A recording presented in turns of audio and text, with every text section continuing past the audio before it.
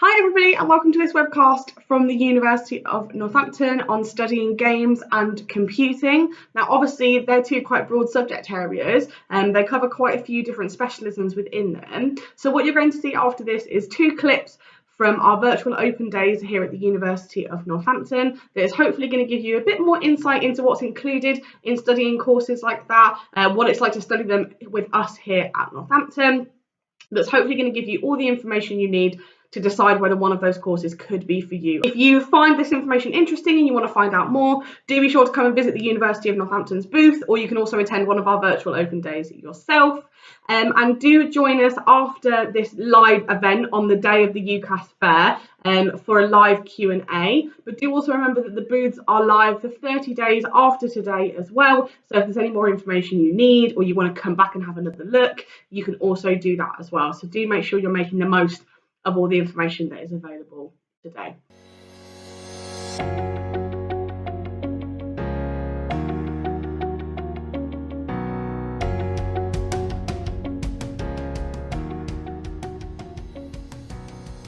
Hi there, my name's Dan McCall and I'm Programme Leader for our Games Art course. Now, sadly, of course, we can't do this in person because of the current coronavirus lockdown. But what I'm going to do in this video is to give you an overview of what Games Art is and what are the sort of things that you'll be studying in your first year with us. Games Art is a 3-year degree programme and focuses on the visual aspects of video game production. Here's a look at the module structure. You'll study 4 modules in the first year of Games Art: Visual Studies, 3D Modelling, 2D Digital Practice, and Group Project.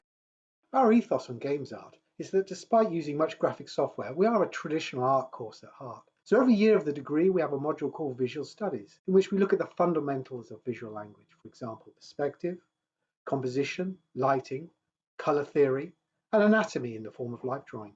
This could be using traditional or digital media.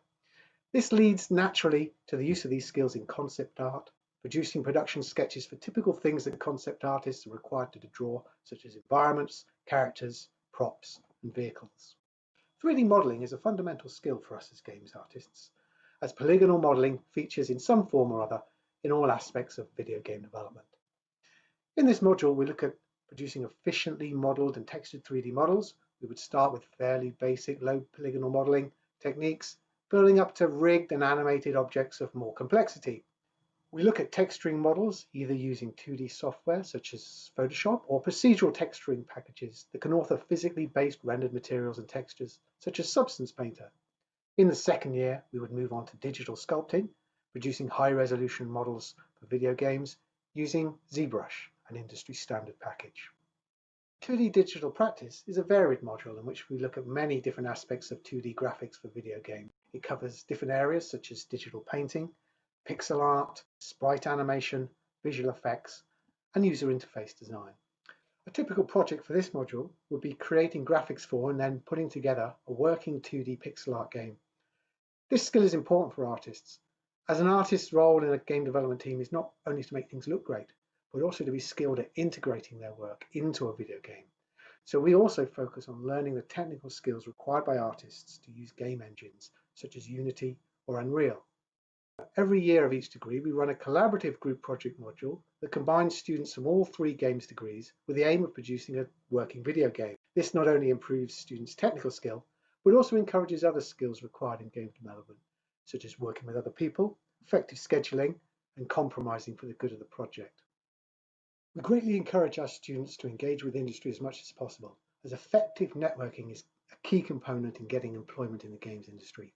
We have regular trips to game shows such as EGX and EGX Resd, and our students have competed in national game jams such as Brains Eden, where last year the University of Northampton teams won 2 awards. As most of our lecturing staff are ex-industry, and we are geographically close to some of the UK's biggest development hubs, we have well-established links with games companies. We have had visiting guest lecturers from Playground Games, Codemasters, Rare, Ubisoft, and Splash Damage, to name a few.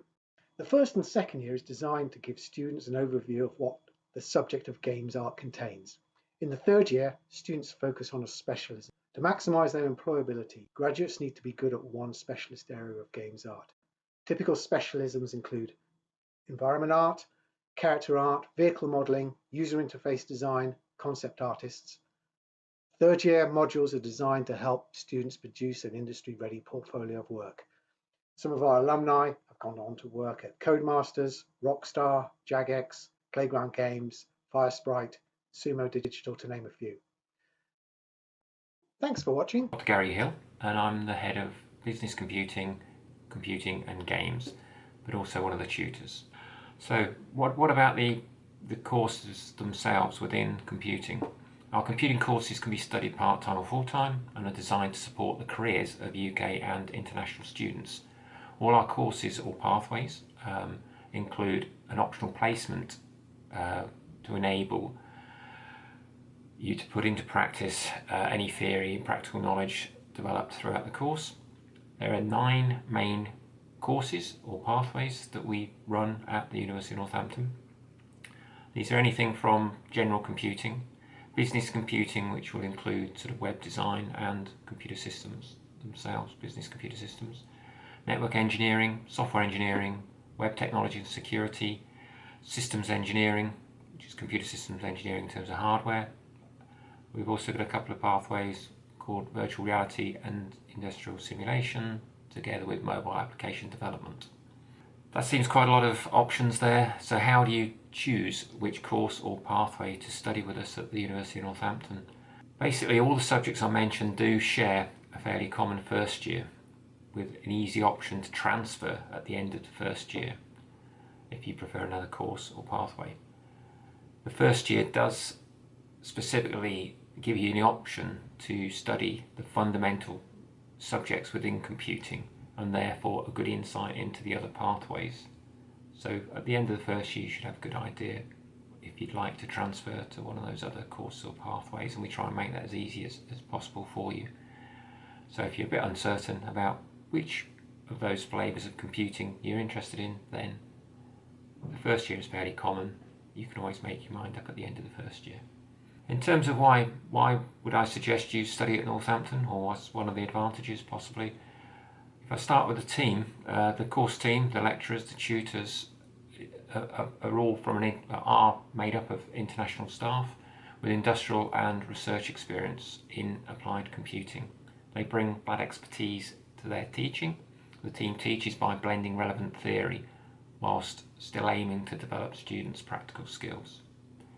In terms of the assessment that you would do at University of Northampton, the assessment methods are selected to be appropriate to the module, to the subject that you're studying, but are most commonly based around coursework to develop your practical skills in applying what you've learned. I've already mentioned previously there's a placement option available for all students, undergraduate students, and this would normally be taken between the second and third year. This would obviously aim to put into practice your practical experience, your technical experience that you've already learned. Right, so let me sum up. So thank you very much for watching and listening.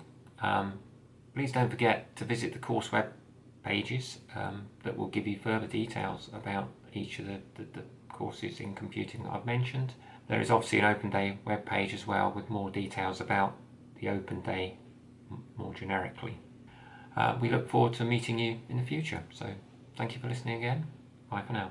Thank you for watching this webcast. I hope that's given you a good insight into what it's like to study computing and games art. Don't forget, at the University of Northampton we also offer games design and games programming, so even within that there's more subjects to have a look at. As we said, there is a live Q&A after this live session on the day, so do feel free to ask us any questions, and do come and visit us on the University of Northampton stand. We do have fellow academics from computing and games ready to answer your questions, so please do feel free to come and have a chat with us. I hope you enjoy the rest of the event, and as we said, do check out our website for a bit more detailed information as well. Thanks, bye bye.